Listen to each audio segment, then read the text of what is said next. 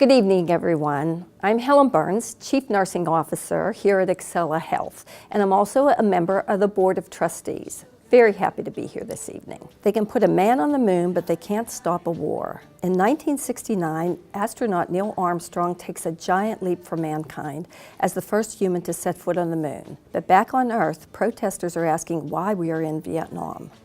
Opposition is mounting along with the anti-war demonstration. On a New York farm, more than 400,000 music fans join in Woodstock, listening as Jimi Hendrix, Crosby, Stills, Nash & Young, and others express anti-war sentiment in song. Flak jackets adorned with peace signs, long unkept wild hair, love beads, and headbands show the feelings of anti-establishment felt by the youth, who fear they will be drafted into military service. Golda Meir of Milwaukee, Wisconsin becomes Prime Minister of Israel. Ted Kennedy leaves the scene of a fatal accident on Chappaquiddick, and there's murder and mayhem from members of a cult led by Charles Manson. Butch and Sundance are our heroes.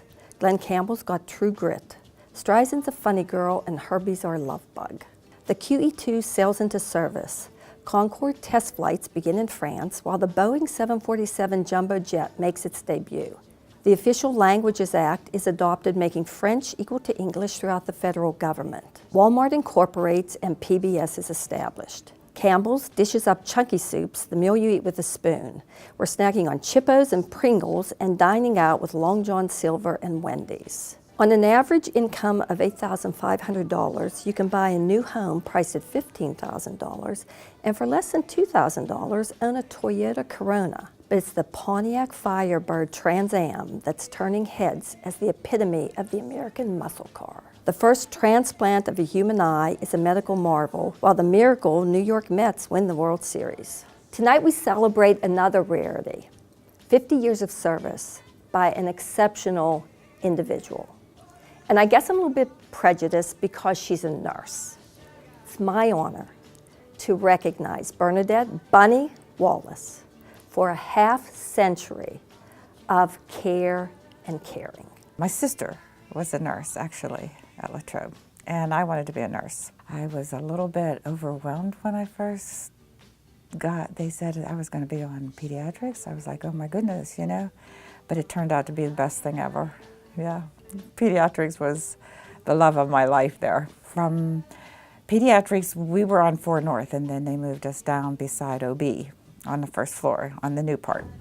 And then we became women and children. So when OB was overflowing, we would take mom and babies over with our pediatrics. And then we were like that until they moved pediatrics to Westmoreland. And then we were women's suite. And then from women's suite, we became neuroscience. They moved us upstairs. So we went from first to, I think, 3, and then we moved to 6. And now I'm neurosurgery and joint works. For the most part, everybody worked well together that I was able to work with, and we had good teams. So that made it much easier to go to work every day on a daily basis because you had a good group of people you were working with. Hi, I'm Tracy Downs. I am a nurse in obstetrics. I first met Bunny Wallace through her sister Mary, who was an OB nurse and who mentored me. As nursing has evolved over the years, Bunny has evolved with the nursing and taken on whatever the role was that she needed to take on. She is not a frilly person, but you can tell that she is a woman of direction. She was there to care for her patients, which she brought her knowledge and her dedication to her profession with her. I wanted to be at the bedside and have that patient contact and interact with patients and take care of patients. That was my goal, and I never wanted to leave the bedside. It is so rewarding to meeting people and talking to them and taking care of them and seeing them get better. Years ago, I had to, I had to have an appendectomy, but it was just an in and out overnight, and boom, boom, and I was gone. But yeah, so, and when I had my little ones, my children. I was there for the birth of her son, Brian. I know for a fact that she was always thought very highly by the physicians. for her knowledge. She was trusted, a trustworthy person, a knowledgeable person, a dedicated person, not only to her profession, but to her family and to her faith. Bernadette Wallace is escorted by Marianne Singley, Vice President Patient Care Services, Frick Hospital, Latrobe Hospital, and Home Care Hospice at Excella Health, Latrobe Hospital. I am precepting a nurse resident, new hire presently, and I do try to stress the impact of being at the bedside, even if it's charting, if you're doing charting or something, if you can do that in the room at the bedside and interact with the patient, that makes a big impact on a patient's satisfaction and their outcomes. Congratulations to Bernadette.